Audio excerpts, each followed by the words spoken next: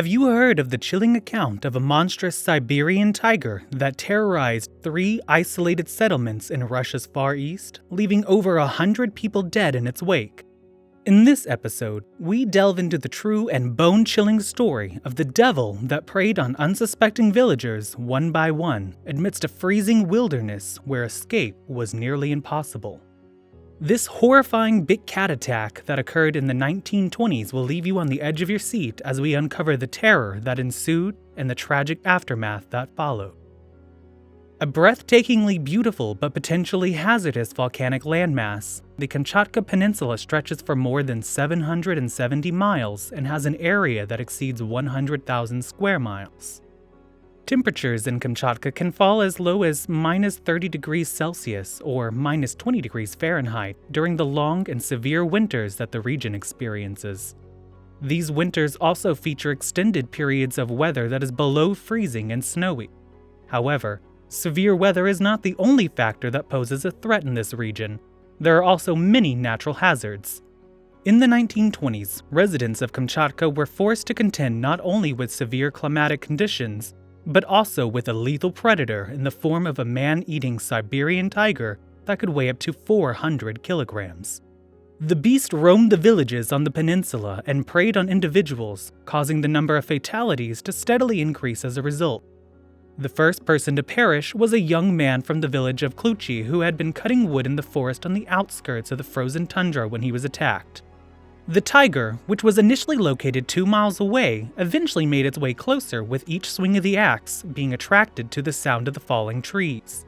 The predator's calculated movements left deep imprints in the snow as it closed in stealthily on the woodsman, its white underbelly brushing up against the glistening ground as it did so.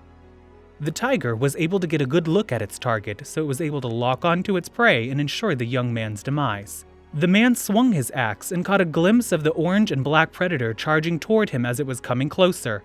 He fell to the ground after being knocked over by the weight of the tiger, and despite his attempts to fight back, he was killed by the tiger's crushing bite on his neck. The tiger dragged the man's body into the forest so it could feast on him there. When the sun went down and darkness began to fall, the man's wife became concerned because he hadn't returned home yet. Villagers formed a search party in the hopes of locating him, mindful of the fact that anyone who remained outside in Siberia's severe winter conditions after dark had a very low chance of surviving. They found their fallen comrade less than 200 yards into the woods by following a trail of blood that led into the forest.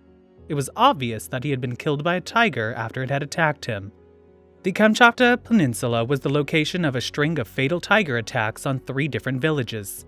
Victims of all ages were viciously mauled near their homes or disappeared while working in fields when the attacks occurred. This traumatic event started in October 1923 and continued all the way through April 1924. As a direct result, more than 15 people lost their lives. As the snow and ice of spring began to melt, more bodies were found with the telltale signs of a tiger attack. These bodies were gruesomely dismembered and strewn about like garbage. However, when the temperature began to rise, the tigers stopped their attacks and people were able to get back to living their lives without living in constant fear of being attacked. People were relieved to finally put that terrible winter behind them, despite the fact that it is unknown what became of the tiger that was responsible for the terror. However, the series of events did not reach its conclusion. At the tail end of 1924, when the Kamchatka Peninsula was bracing itself for yet another harsh winter, the tiger struck once more. This time, the elusive predator acted with a greater degree of audacity, not only preying on people who had the audacity to go outside, but also going into people's homes and attacking them there. The tiger, acting as a malevolent force, seized helpless victims from their beds as they slept in the cover of the night. These victims were unaware that they were being targeted. The villagers were so terrified that their screams could be heard throughout the entire community as the beast repeatedly attacked and devoured the villagers' livestock. Nobody was safe from the terrifying experience. Because members of their own families were falling prey to the dangerous animal, the communities in the area pleaded with the military for assistance. The traumatized villagers requested assistance from both regular hunters and a company from the Red Army, which was sent to assist them in tracking down the tiger.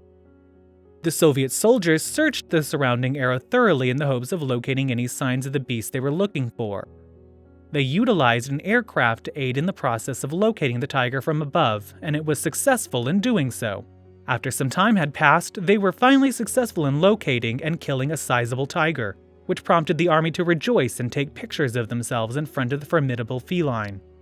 The local communities praised the soldiers as heroes, despite the fact that each one of them weighed in at 330 pounds and measured approximately 10 feet in length.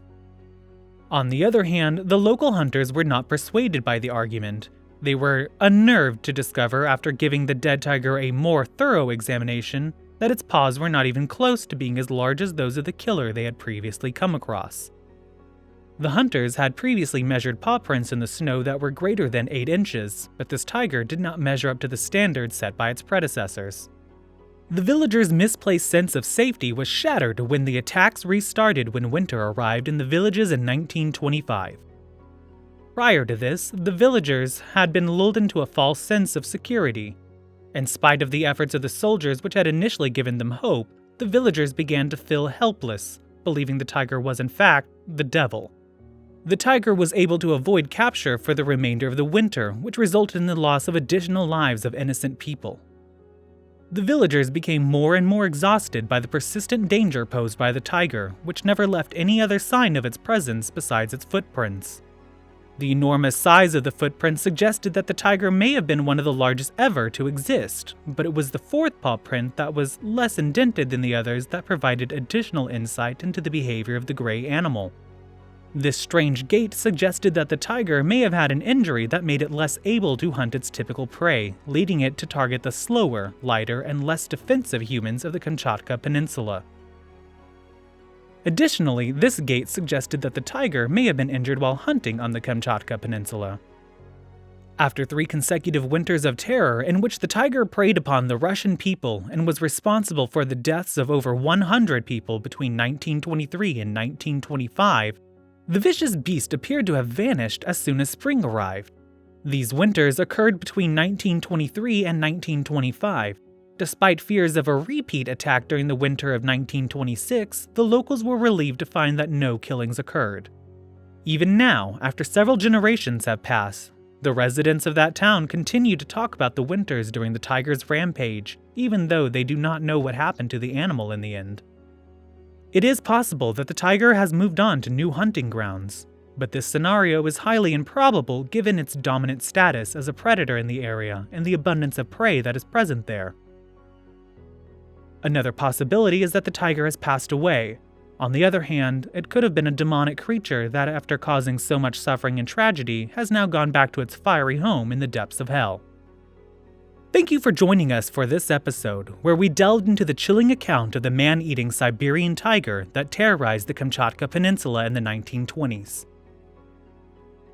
The terror and devastation wrought by this monstrous tiger left over 100 people dead in its wake, causing fear and panic throughout the isolated settlements in Russia's Far East. It's a story that serves as a stark reminder of the dangers that lurk in the world's most remote and inhospitable regions. Despite the tragic loss of life, the bravery of the Soviet soldiers and local hunters in tracking down and killing the tiger is a testament to the human spirit's resilience and courage in the face of danger. Thank you for watching. If you enjoyed this video, don't forget to give it a thumbs up and subscribe to our channel, and we'll see you at the next one.